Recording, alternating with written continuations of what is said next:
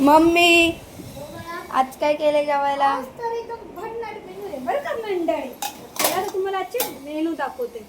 पहिले आपण शिळा भात साईडला ठेवूया. ओ नो नो नो लय उरलाय. पहिल्यापैकी बघा मस्तपैकी भेंडीची भाजी, सोयाबीनची भाजी, किती मस्त आली ना बाळा.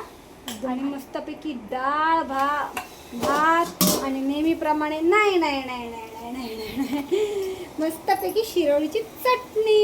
एकच नंबर के शिरोळीची शिरळ असते ना त्याची चटणी केले. आणि नेहमीप्रमाणे आपले ज्वारीच्या भाकरी आणि चपात्या. तर मंडळी माझ्या बहिणींनो प्लीज मला माफ करा. कालचा लाईव्ह खूप खराब झाला.